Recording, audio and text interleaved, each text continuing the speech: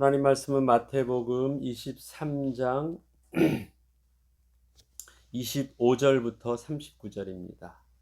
마태복음 23장 25절로 39절입니다. 함께 읽겠습니다. 화 있을진저 외식하는 서기관들과 바리새인들이여, 잔과 대접의 겉은 깨끗이 하되 그 안에는 탐욕과 방탕으로 가득하게 하는도다. 눈먼 바리새인이여, 너는 먼저 안을 깨끗하게 하라. 그리하면 겉도 깨끗하리라. 화 있을진저 외식하는 서기관들과 바리새인들이여, 회칠한 무덤 같으니 겉으로는 아름답게 보이나 그 안에는 죽은 사람의 뼈와 모든 더러운 것이 가득하도다. 이와 같이 너희도 겉으로는 사람에게 옳게 보이되 안으로는 외식과 불법이 가득하도다. 화 있을진저 외식하는 서기관들과 바리새인들이여, 너희는 선지자들의 무덤을 만들고 의인들의 비석을 꾸미며 이르되, 만일 우리가 조상 때에 있었더라면 우리는 그들이 선지자의 피를 흘리는데 참여하지 아니하였으리라 하니, 그러면 너희가 선지자를 죽인 자의 자손임을 스스로 증명함이로다. 너희가 너희 조상의 분량을 채우라. 뱀들아, 독사의 새끼들아, 너희가 어떻게 지옥의 판결을 피하겠느냐? 그러므로 내가 너희에게 선지자들과 지혜 있는 자들과 서기관들을 보내매, 너희가 그 중에 더러는 죽이거나 십자가에 못 박고 그 중에 더러는 너희 회당에서 채찍질하고 이 동네에서 저 동네로 따라다니며 박해하리라. 그러므로 의인 아벨의 피로부터 성전과 제단 사이에서 너희가 죽인 바가랴의 아들 사가랴의 피까지 땅 위에 흘린 의로운 피가 다 너희에게 돌아가리라. 내가 진실로 너희에게 이르노니 이것이 다 이 세대에 돌아가리라. 예루살렘아, 예루살렘아, 선지자들을 죽이고 내게 파송된 자들을 돌로 치는 자여, 암탉이 그 새끼를 날개 아래에 모음같이 내가 내 자녀를 모으려고 한 일이 몇 번이더냐. 그러나 너희가 원하지 아니하였도다. 보라, 너희 집이 황폐하여 버려진 바 되리라. 내가 너희에게 이르노니 이제부터 너희는 찬송하리로다. 주의 이름으로 오시는 이여 할 때까지 나를 보지 못하리라 하시니라. 아멘. 우리의 죄는 감추고 숨긴다고 해서 해결되지 않습니다. 우리의 죄를 감춘다고 해서 그 감춘 모습이 깨끗하게 보이고 거룩한 것처럼 보인다고 해서 그것이 거룩해진 것이 아니고 죄가 없는 것이 아닙니다. 그냥 사람들 눈에 안 보일 뿐이고, 또 스스로가 자기 최면에 걸려서 나는 괜찮은 것처럼 생각할 뿐입니다. 죄는 마치 암덩어리 같아서 반드시 도말해 버리지 않으면 그 죄는 우리에게 하나님 앞에 설 수 없는 죽음의 저주된 모습으로 우리를 남게 합니다. 유대인들은 자신들의 죄를 사하는 법을 몰랐습니다. 감추는 법만 알고 있었습니다. 감추는 데 두 가지 방법을 사용한 것 같습니다. 하나는 외식하는 것입니다. 안 그런 척 하는 것입니다. 그래서 자꾸 깨끗한 것을 옷을 입고 그런 척해서 다른 사람 앞에서 보이지 못하게 합니다. 근데 또 하나의 모습은 율법으로 다른 사람을 정죄하는 것입니다. 마치 그 잘못을 지적한다면 그 잘못을 알고 있는 나는, 그러한 것이 잘못이라는 것을 알고 있는 나는 그러한 잘못을 안 하고 있다라고 생각을 합니다. 다른 사람 앞에 다른 사람을 정죄함으로 자기의 깨끗함을 이렇게 드러나려고 하는 방법을 취합니다. 사실 외식하는 사람들의 두 가지 방법이겠죠. 그래서 이스라엘 또 유대인들의 그 율법을 가진 그 의의 모습은 절대 기준이 아닙니다. 언제나 상대적인 저 사람보다 내가 나은 것이고, 저 사람이 못하는 것을 나는 하는 것이고, 저 사람이 모르는 것을 나는 알고 있는 것이고, 그래서 상대적인 의입니다. 저보다는 내가 조금 더 낫다라는 것을 가지고 하나님 앞에 어필하려고 합니다. 그러나 복음이 우리에게 제시하는 그 기준은 절대적 기준입니다. 하나님의 거룩함 앞에 너가 설 수 있느냐라는 것입니다. 기준이 사람들 가운데서 어떤 깨끗하고 어떤 본받을 만한 사람이 기준이 아니라 하나님이 기준 되십니다.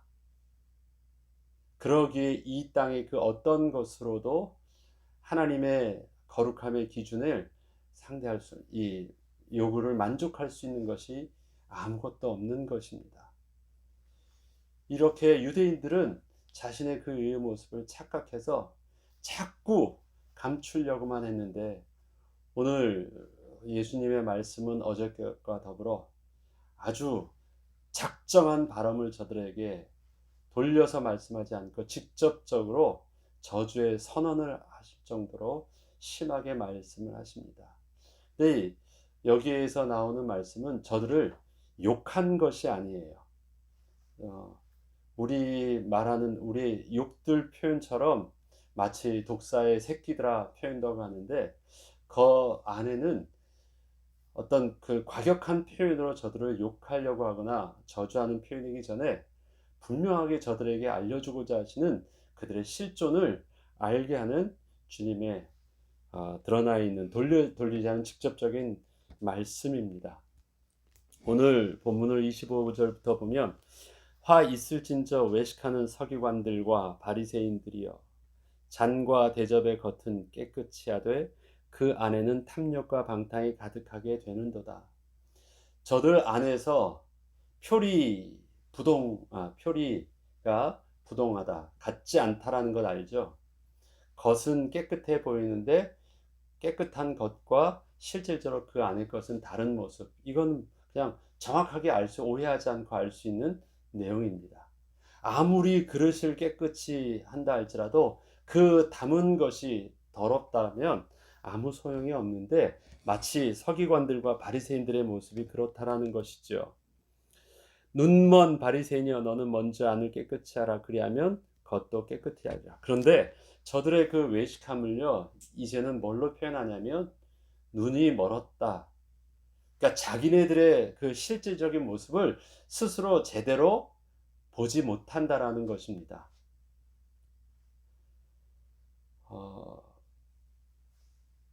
그 이방의, 또 특히 이단의 교주들이 있잖아요.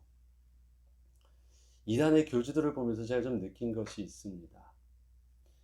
저 사람이 세상에 언변에 능한 사기꾼인가? 아니면 저 사람이 진짜 뭔가 귀신에, 거짓 영에 사로잡혀 있는가? 가만히 보니까 그 사람들이요, 뭔가를 학습해서 사람들에게 말로만 이렇게 속이는 사기꾼은 아니더라고요. 스스로가 자기가 그렇게 믿고 있는 것을 봐요.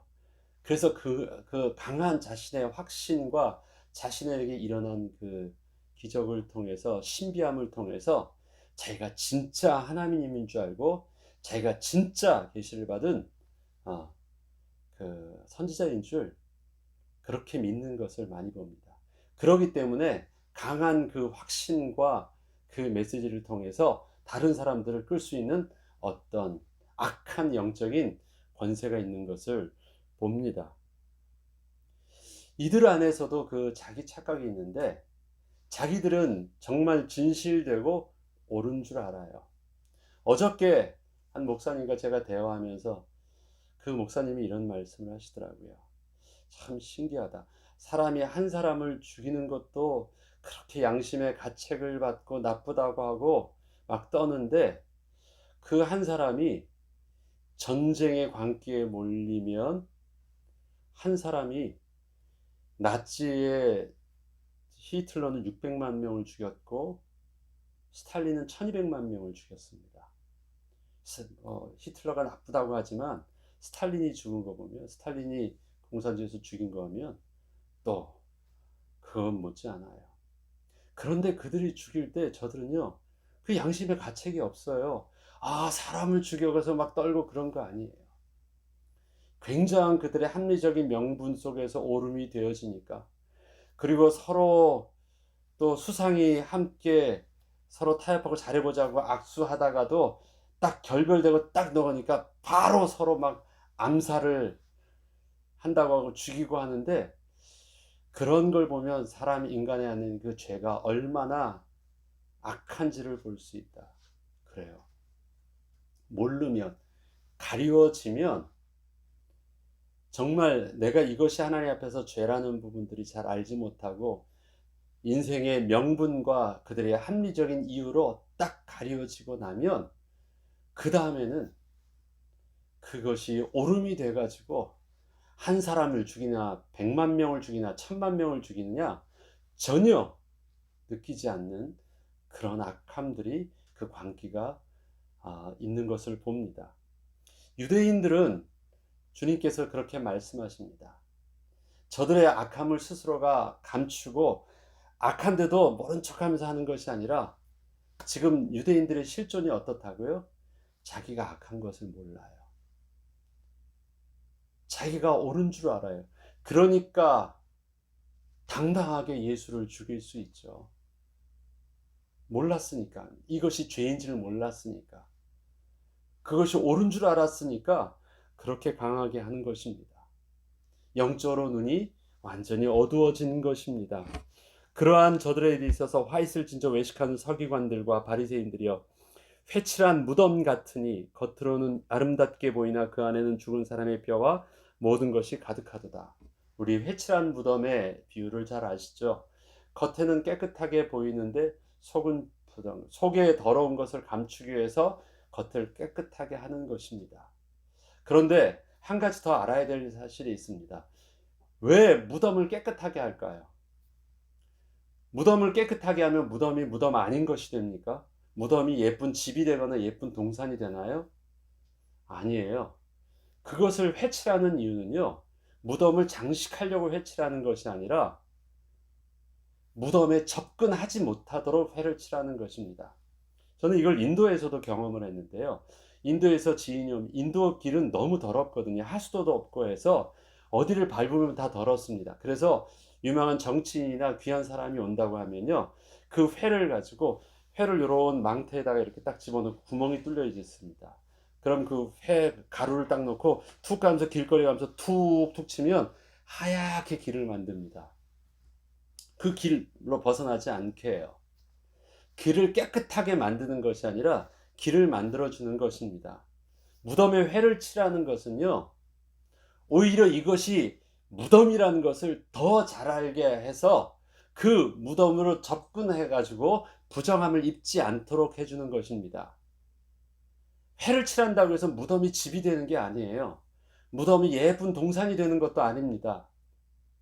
저들에게 회칠한 무덤이다라는 것은요, 너희들이 아무리 깨끗하게 하였지만 오히려 그 깨끗함이 너희가 스스로 무덤이라는 것을 더 확실하게 증거내는 것 외에는 안 된다라는 것입니다. 율법이 그렇습니다. 율법 안에서 온전한 하나님의 그 생명의 복음을 알지 못하면 그 율법은 어떻게 도리어 나를 뭘로 만들어요? 내가 그 안에 썩은 무덤과 같으라는 것을 오히려 그 깨끗함으로 증거하는 것 이상 넘어서지 못하는 것입니다. 율법의 한계가 그것입니다. 율법으로는 하나님 앞에 의로움을 나타낼 수 없고 내가 죄인인만을 드러낼 수밖에 없습니다. 그래서 복음이 필요한 거예요. 율법은 죄를 깨닫게 하는 것 이상의 답을 주지 않습니다. 율법은 내가 죽었다라는 것, 하나님의 거룩함 속에 나갈 수 없는 전적인 무능력함이라는 것을 확실하게 알려주는 것입니다. 마치 무덤에 회를 칠하는 것과 같은 것입니다. 그 가운데 하나 더 보면 이와 같이 너희도 겉으로는 사람에게 옳게 보이되 안으로는 외식과 불법에 가득하도다. 화 있을진저 외식하는 서기관들과 바리새인들이여, 너희는 선지자들의 무덤을 만들고 의인들의 비석을 꾸미며 이르되, 만일 우리가 조상 때에 있었더라면 우리는 그들이 선지자의 피를 흘리는 데 참여하지 아니하였으리라 하니. 앞서 말씀드렸죠. 내가 의를 드러내는 방법이 두 가지라고요. 하나는 내가 회를 칠하면 깨끗해지는 줄 아는 것이고요. 하나는 뭐냐면 그 무덤을 내가 만들면서 저렇게 죽인 자, 내가 저렇게 죽인 자가 나쁜 데 das다는 것을 정죄하는 것입니다. 여기 뭐예요? 내가 그들의 이름을 기려요. 그리고 그들의 비석을 세워줘요. 그러면서 그렇게 죽였던 자들이 나쁘다라고 말하는 것입니다. 내가 그때 만약에 우리 조상 때에 있었더라면 나는 선지자를 죽이지 않았을 것이래요. 왜? 저들이 하나님의 말씀을 전하는 그 존귀한 자를 자기는 죽이지 않았을 거라고 얘기를 해요. 그리고 저들의 말씀에 순종했을 것이라고 얘기해요. 그런 어떤 자기의 뜻을 어필하려고 그 선지자들의 죽음을 애도해주고 그분들의 이름을 기념비를 세워준다라는 것이에요. 그렇게 함으로써 어떻게 해요? 나는 우리 조상들과 다르다. 저들의 악함을 나는 정죄하고 나는 그렇지 않다라고 자기를 변명하면서 자기의 의로움을 드러내려고 해요. 이 일에 대해서 뭐라고 말씀하십니까? 아무리 너희들이 선지자들의 무덤을 만들고 의인들의 비석을 꾸미면서 나는 피 흘린 데 참여하지 않는다고 하더라도 그러면 너희가 선지자를 죽인 자의 자손임을 스스로 중요하려다. 중요한 것이 빠지지 않는데 그 선지자를 죽인 자의 자손이라는 사실들을 너희는 증명한다는 것이에요. 우리 조상과 같지 않다라는 말은 뭐예요? 나도 저들의 조상이라는 혈통적인 그 자손됨은 너희들이 명확하게 인정된다는 것입니다. 같지 않다고 말하더라도 행위를 나는 따르지 아니하고 저들의 악함을 정죄한다고 할지라도 그들의 후손됨을 너희가 너희의 부정함 속에서 스스로 고백하고 있음은 너희들이 분명히 부인하지 못할 사실이라는 것입니다. 그러면서 너희들이 아무리 아니라고 말하지만 너희들에게 있어서 그 죄의 저주는 어떻게 오냐면 이렇게 말합니다. 너희가 너희 조상의 분량을 채우라. 너희 조상의 분량은 뭔데요? 너희 조상이 지었던 그 죄를 너희들도 동일하게 부인한다 할지라도 가질 수밖에 없는 이유인데 그것을 이렇게 말합니다. 뱀들아, 독사의 새끼들아, 너희가 어떻게 지옥의 판결을 피하겠느냐. 여기서 독사의 새끼들이라는 표현들은 어떤 말을 말할까요? 사단의 자식이다? 뭐 영적으로는 그렇게 말하더라도 다르지 않습니다만, 그러니까 실질적으로 뱀을 보죠. 특별히 여기서 뱀을 말할 때 이 뱀은요, 원어적인 표현을 봐도 바이퍼, 살모사를 말합니다. 독사과에서 살모사를 말합니다. 살모사는 어떠냐면 알인데 그 알이 어디서 나요? 그 어미의 뱃속에서 낳습니다. 어미에서 뱃속에서 낳고 마치 어미 뱃속에서 알을 까서 부화하기 때문에 어미 뱃속에서 어미를 죽이고 나오는 것처럼 보여집니다. 살모사가 이 독사의 그 독은요, 새끼 때부터 가지고 있어요. 새끼라고 해서 독이 없다가 크면 그 독이 생기는 것이 아니라 낳을 때부터. 그래서 어미의 뱃속에서 나올 때 만약에 잘못해서 그 새끼가 어미를 물면 어미가 죽습니다.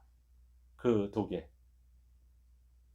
마치 그래서 이 살모사가 그 새끼를 낳을 때는 자기도 물려 죽지 않으려고 인터넷을 좀 찾아보니까 그렇더라고요.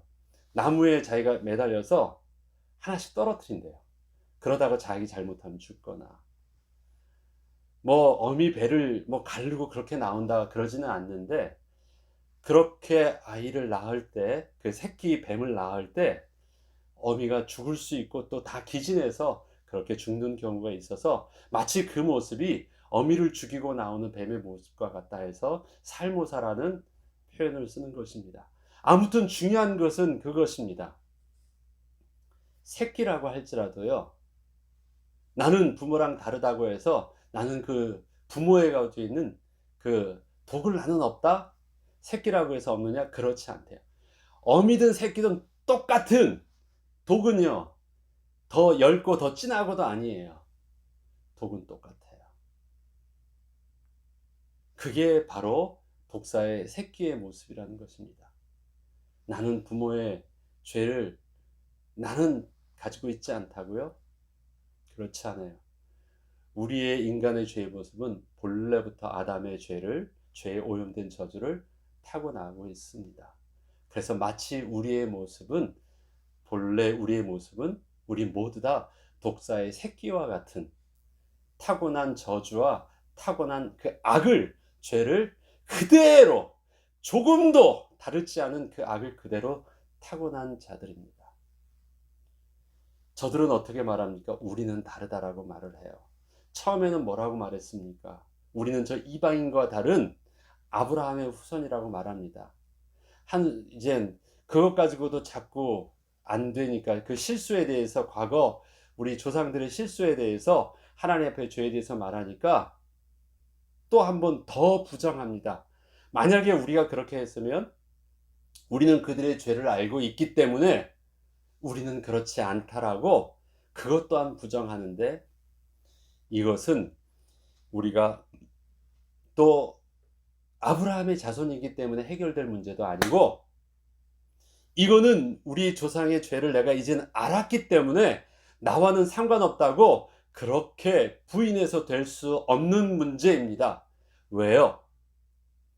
죄로 오염된 우리의 모습은 마치 독사의 새끼와 같이, 그 독사, 아주 맹독성이 있는 그 살모사 새끼와 같이 새끼로 태어나더라도 그 새끼한테 물려도 그냥 죽는 거예요. 그러한 우리의 실존을 너희들이 왜 알지 못하느냐라는 것입니다.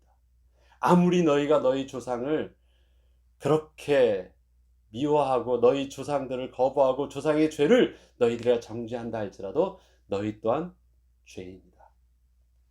유대인들에게 하는 말씀이 아니라 저와 여러분에게 하는 말씀입니다.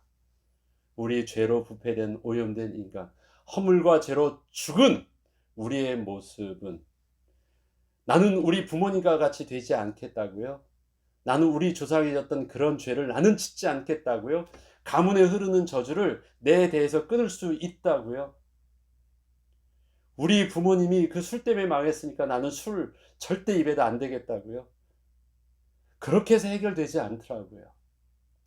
아무리 싫었던 우리 부모와 우리 조상들의 그 부끄러움의 죄를 난 절대 하지 않겠다라고 하지만, 그렇다고 해서 내가 거기서 자유로울 수 없는 그것이 우리 가운데 있는 죄로 인한 영적인 저주입니다. 해결 안 받는 그 길은 내가 비석을 세우고 내가 거부하고 저주하고 감춘다고 해서 해결되어질 것이 아닙니다. 너희가 너희 조상의 분량을 채우라. 33절에 34절에 그러므로 내가 너희에게 선지자들과 지혜 있는 자들과 서기관들을 보내매 너희가 그 중에서 더러는 죽이거나 십자가에 못 박고 그 중에서 더러는 너희 회당에서 채찍질하고 이 동네 저 동네로 따라다니며 박해하리라.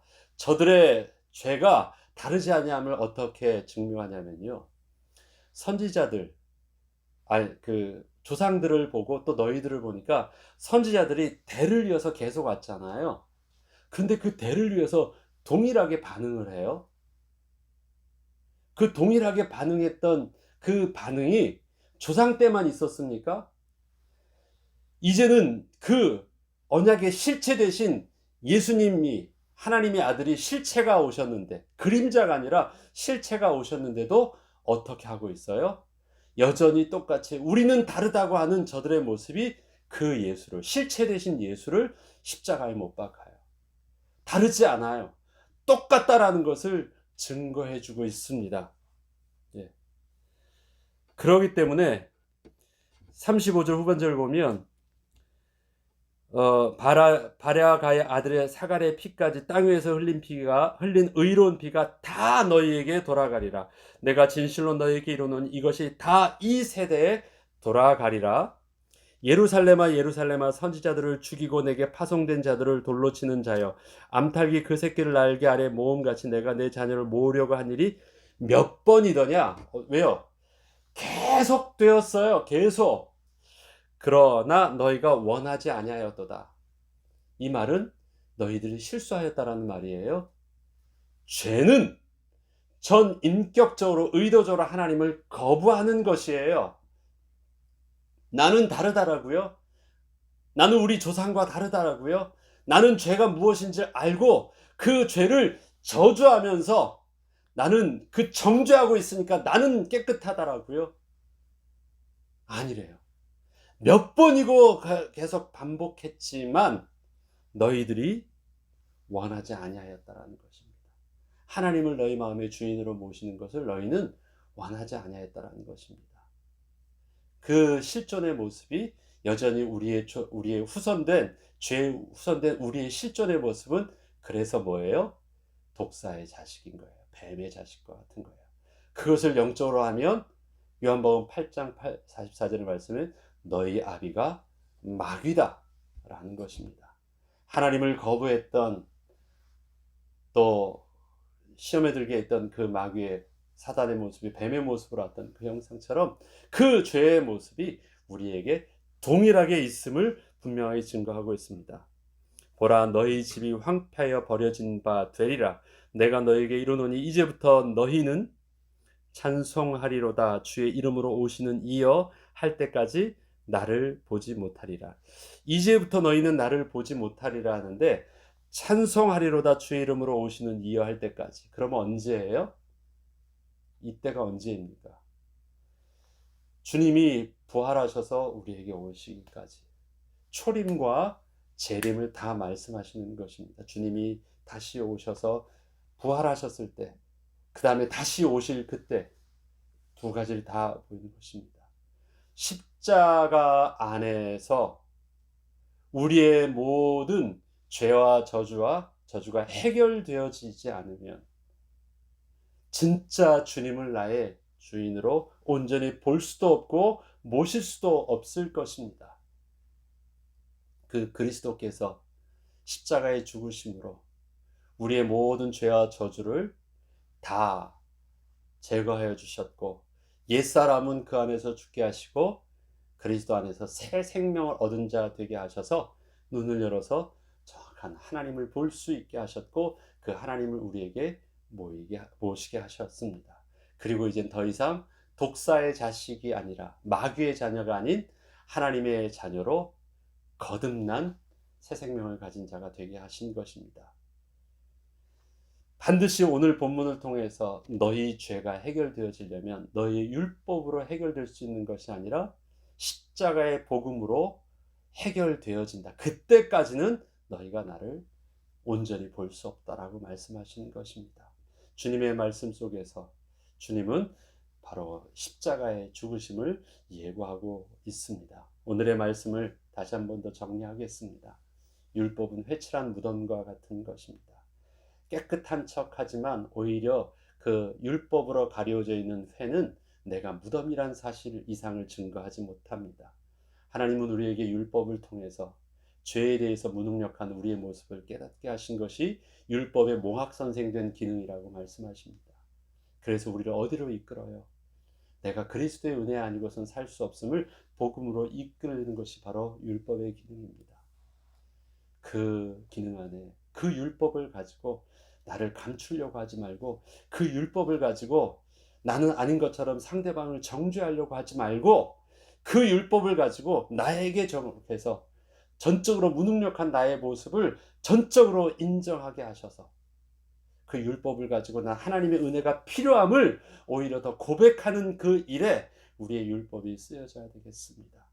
그리고 정직하게 마귀의 자녀였던 내 모습이 그리스도의 새 생명으로 인하여 하나님의 자녀로 거듭나는 은혜가 내가 그리스도와 함께 십자가에 죽는 은혜가 있게 하시고 그 안에서 그리스도와 함께 십자가에서 다시 부활하는 그 은혜 가운데 새 생명을 가진 그리스도의 제자로 온전히 설 수 있도록 우리가 기도하고 이 비밀을 증거하는 증인의 모습으로 저와 여러분이 또 이 땅에서의 우리의 삶을 또 잘 감당해야 되겠습니다.